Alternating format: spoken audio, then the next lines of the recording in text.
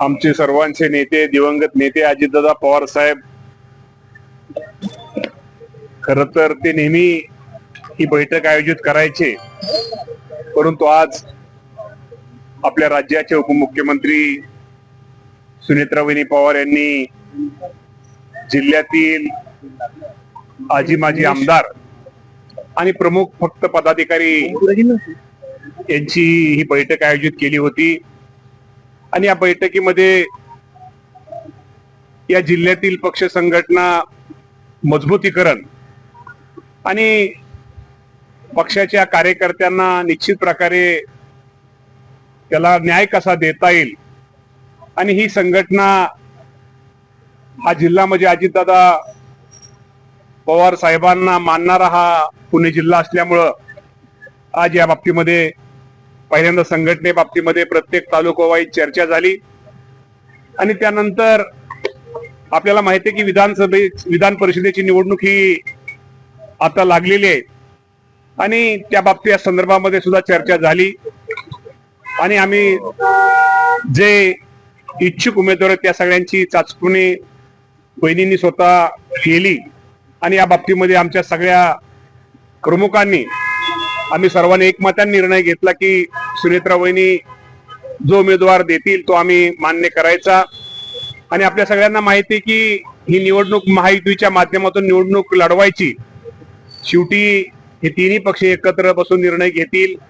आणि पुणे जिल्ह्याचा जर विचार केला तर पुणे जिल्ह्यामध्ये राष्ट्रवादी काँग्रेस पक्षांच्या मतदारांची संख्या ही जास्त असल्यामुळं तो पुणेचा हक्क हा राष्ट्रवादी पक्षाचा आहे हे आम्ही वहिनींना सांगितलं. आणि या बाबतीमध्ये राज्याचे मुख्यमंत्री देवेंद्र फडणवीस साहेब, एकनाथजी शिंदे साहेब आणि वहिनींची आणि आमच्या प्रमुख पक्षाच्या पदाधिकाऱ्यांची, आमच्या पक्षाचे अध्यक्ष असतील, या सर्वांशी चर्चा होईल.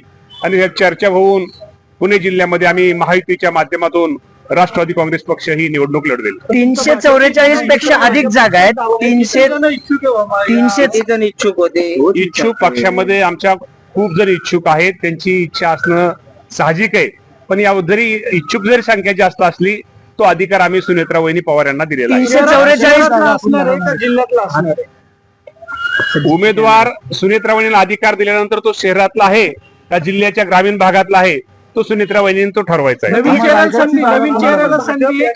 344 पेक्षा जास्त आपल्याकडे 344 पेक्षा जास्त मतदार आहेत आपल्याकडे. तसं बघायला गेला तर दावा भाजपनं पण केलाय. भाजपचे पण 3 नावं चर्चेत आहेत. राष्ट्रवादी महायुती म्हणून प्रत्येक पक्षाला निवडणूक लढवण्याचा पूर्ण अधिकार आहे. शेवटी प्रत्येकाला निवडणुकीसाठी इच्छुक असणं, पक्षाचे पद निवडणूक असणं काय चुकीचं नाहीये. पण जरी असलं तर शेवटी ह्या इथं जिल्ह्याचा जर विचार केला मध्ये तर इथं मतदारांची संख्या ही राष्ट्रवादी काँग्रेस पक्षाची ज्यादा असल्यामुळं हा इथला हक्क हा राष्ट्रवादी काँग्रेस पक्षाचा आहे. नवीन चेहरा असणार आहे की जुन्या चेहऱ्याला संधी आहे? रायगडच्या जागेवर शिंदे गटाने दावा. ठीक आहे. या बाबतीमध्ये मी तुम्हाला मगाशी सांगितलं, या बाबतीमध्ये रायगडचा असू दे किंवा राज्यातला कुठला निर्णय असू द्या, हा निर्णय हा वरिष्ठ महायुतीचे आमचे सगळे जे प्रमुख आहेत तो निर्णय घेतील. परंतु ही पुण्याची जागा ही राष्ट्रवादी काँग्रेसला. परभणीवरून एक अफवा